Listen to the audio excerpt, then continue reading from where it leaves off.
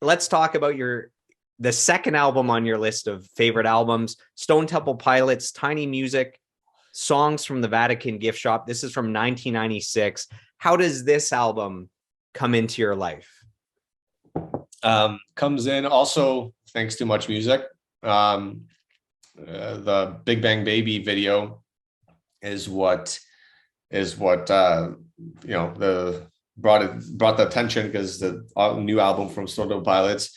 I was familiar with the band. I liked the album Purple, but I wasn't like a huge fan of them. I did like the band, but once I heard Big Bang Baby, for whatever reason, just like same thing. Like the video was not your usual MTV video. It was like, it almost seemed low budget, but kind of quirky 70s thing going on. Like artistically, it was really neat, and the song is also like just different than what was out there.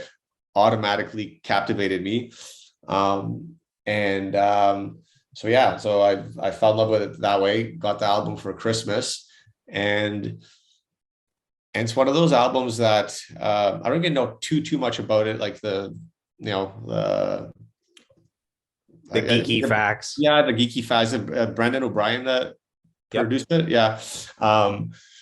But yeah, later on I kind of dove in a little bit more into it. But it's an album that for whatever reason is just there's a certain atmosphere about it that I really like, and it's one of those ones that I'll put on at least a couple times a year, and the same thing front to back.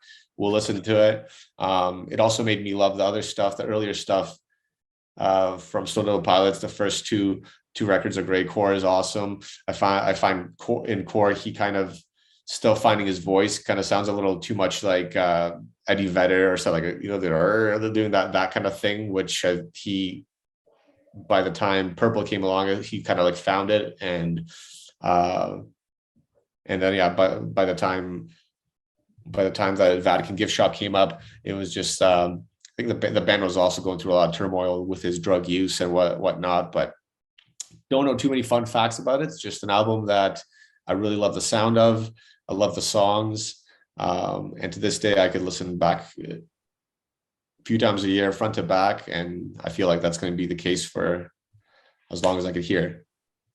Yeah, it's okay if you don't know all the facts about it. That's what I bring to the interview, is all the geeky numbers. You share why you love it, and then I bring all the behind the scenes stories and the geeky stuff.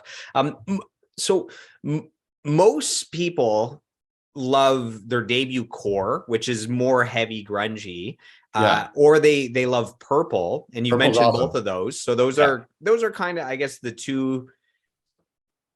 I don't know if it's their two biggest or their two most mainstream or two most beloved, and then this one for you. So I thought that was kind of cool that it seemed like a different choice from the Stone Temple Pilots catalog. Yeah, I love Purple. Like, that one is awesome. The songs are incredible.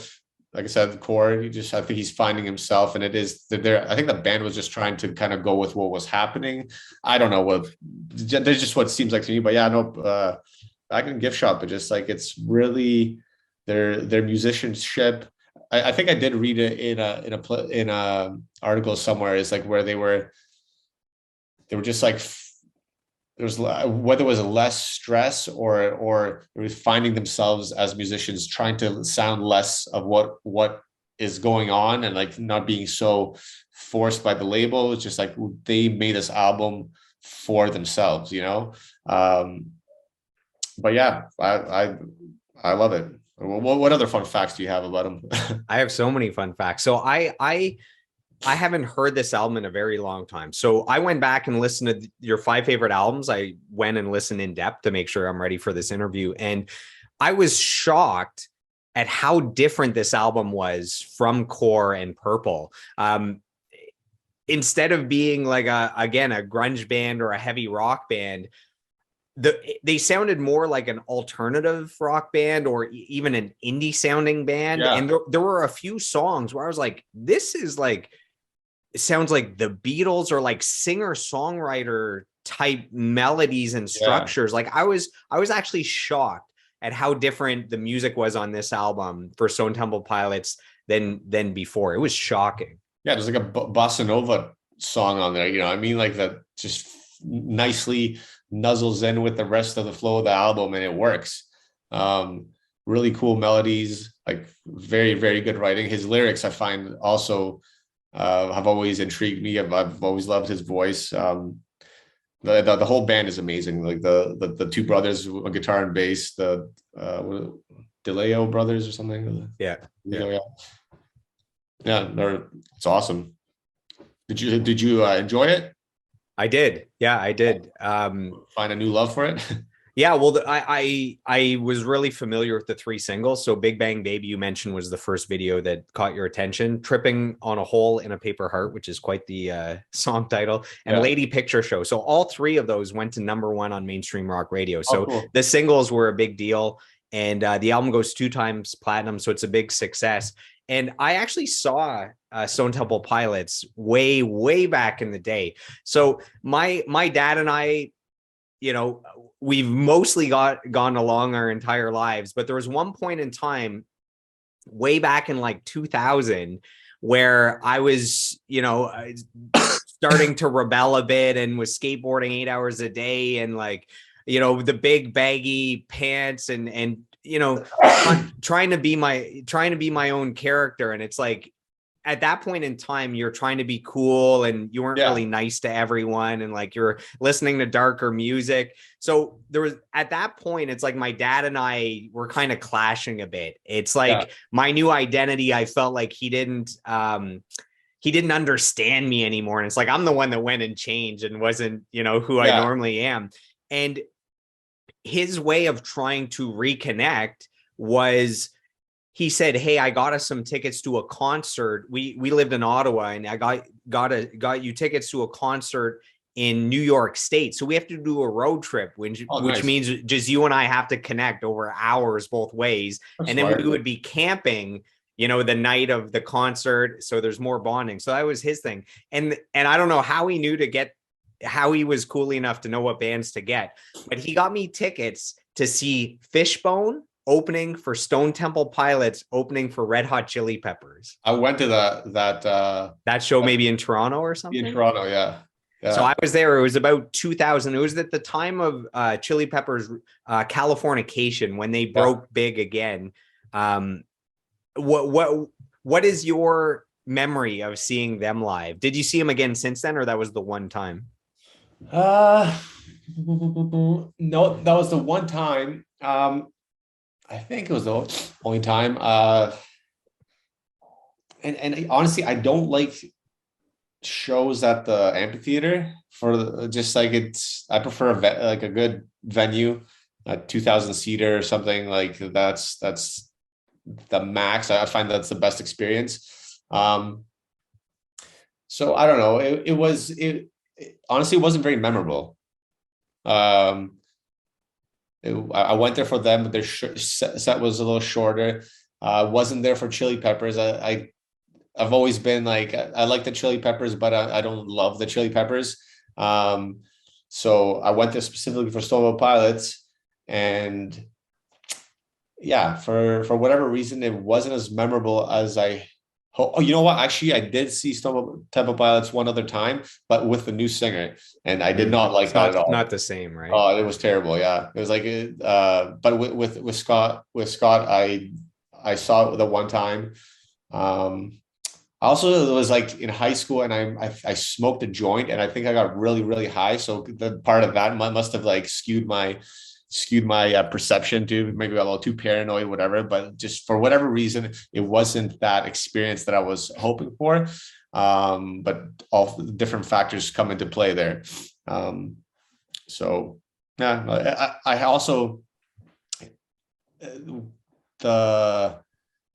before Scott Whelan passed away, he played in Toronto at Adelaide Hall about 2 nights before he ended up like overdosing or whatever. So I also was about to go to the show to see his solo thing. And for whatever reasons, I'll get him next time. I was tired or just something. And it's like such a regret, because I would have loved to see that. You know, not going to get to do that ever again.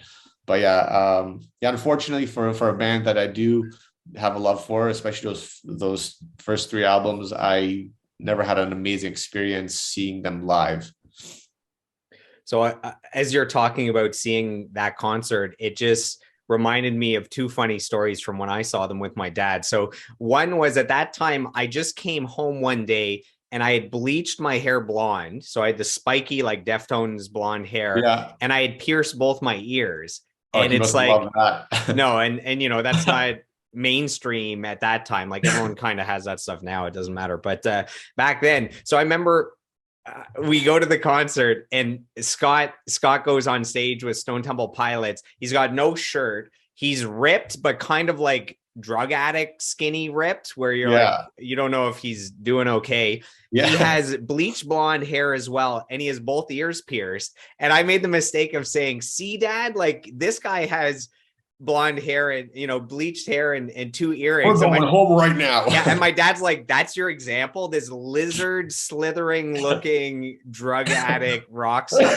So anyways, that was a mistake I made. I thought that was funny. And the other thing is, when Stone Temple Pilots played, it was insanely loud, like really, really loud. And then when they get off and they're setting up for the Chili Peppers, all you see is a new set of speakers drop down.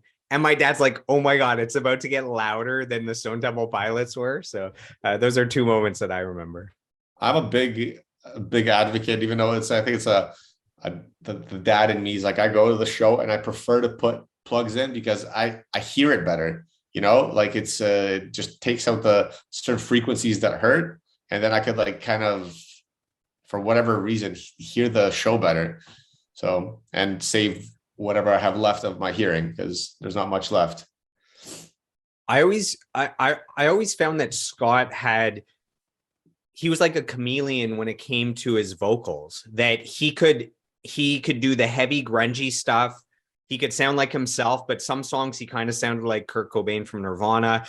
Then he was singing more kind of jazzy bluesy, and then he could be quiet. I found that he had one of the most versatile voices in rock, and that you could listen to their entire discography and it sounds like there's 15 different singers, and that's the control he had on his voice. Did you find the same thing? Yeah, absolutely. Yeah.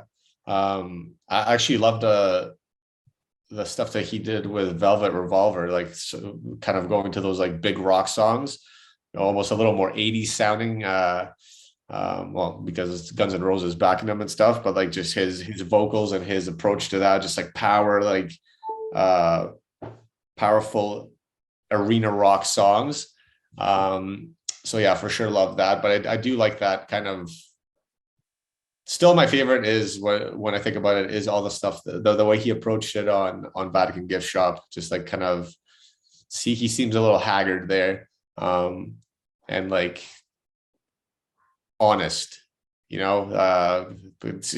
From reading through his history, he's always definitely had a pretty up and down kind of